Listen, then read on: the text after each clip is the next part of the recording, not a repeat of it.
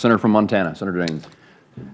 So I get to represent the great state of Montana, and one of the things I will hear is when a bureaucrat flies into Montana from D.C. and they say they're there to help, we get really scared about that. So I have a question regarding, and I say this in the context of someone who was part of a cloud computing startup we took public. We had an office just north of you there from the Kleiner Perkins World in Menlo Park. We're up in San Mateo, has 17 offices around the world, 33 languages, and our product set is a cloud computing CRM app called Right Now Technologies that Oracle acquired a couple of years ago. And I do have concerns as a consumer, as a parent, about privacy and security. But I have also a great concern about the ability for technology and innovation to move quickly. Somebody asked what major company is successful. Our CEO said we can run faster than anybody else, and that was our competitive differentiator. Unlike the glacial speed of D.C., you all are living in a very different world than the Beltway here in Washington. You move at the speed of electrons, while we move at the speed of glaciers here. So maybe a top-level question is, can the Federal Government be helpful in regulating something I don't think they even understand? Who'd like to take that question? Well, I think they are going to have a really hard time regulating the Internet of Things. I mean, the Internet of Things, as you suggested, Senator, moves at the pace of Moore's Law and is doubling every 18 months, just like processors do.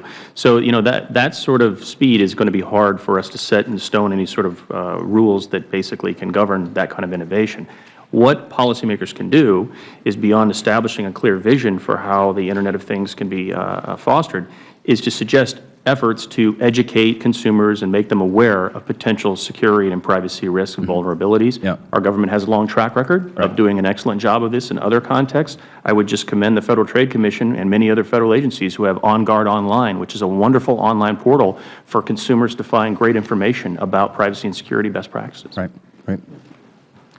Yeah, I mean, to some extent, the Federal Trade Commission is already active in this area. Mr. Thieren mentioned 50 some data security cases, which I think most people recognize is probably a good idea, right? You should be using reasonable data security requirements. On the privacy side, we're primarily just asking for better transparency. Right now, I have a device. It's really hard to figure out what it does. At the very least, it should be written down somewhere what the company does. If you can't explain it, you know, in a statement, maybe you don't really understand what it's doing, and that poses some privacy and security risks. Yeah. All right. Thank you. And I think that whole opt-in, opt-out was an interesting discussion. I look at that in part of me. Look at as I'm running around with my my devices, and as someone as a father of 4 children. You know, they'll say, "Dad, you're so January 2015 already." You know, I mean, it's already outdated 2 weeks into February. But I think information does become currency, and so when I opt in to one of my apps, perhaps it's my airline, when I knows I arrive in a certain city, it performs at a high level. It becomes currency to that information as the consumer makes that choice ultimately. And I guess I also have great faith in the power of crowdsourcing and what happened to the example you had in the K-Cups there of the reviews in Amazon. Boy, the consumers are not, I think they control the world. The horse left the barn a long time ago in terms of the consumer having the ultimate voice oftentimes in these debates in the free markets. I do believe, though, that national infrastructure and fin services, perhaps, and maybe others, should be held to a higher standard and more strict standards as we look at the risk management. As you think about any kind of regulatory touch, how would you differentiate perhaps the Internet of Things from fin services and infrastructure and so forth? Mr. Davis?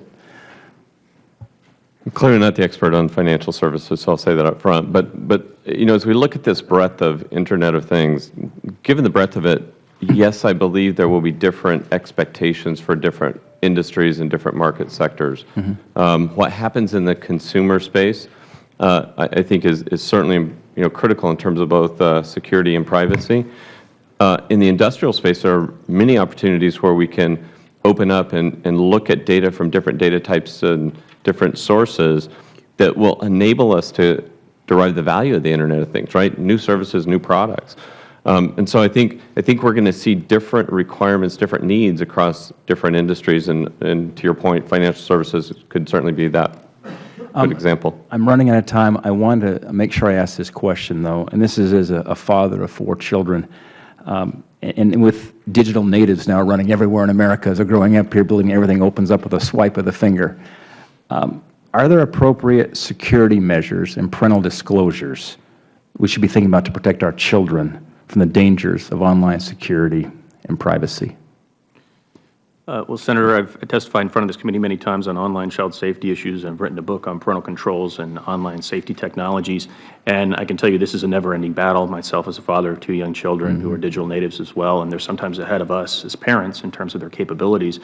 That being said, it's a constant educational process, and there's never any end to it. What the government can do is get more serious about media literacy and technological literacy efforts and what's called digital citizenship programs to try to make children more aware of appropriate uses and inappropriate uses of their technologies. Yeah, and I'm out of time, but this is a case where our kids are faster and more quickly adopting this technology oftentimes than parents are. Something, just a profound issue we have to deal with here, I think, as a country, as parents, around how do we protect our children in this evolution.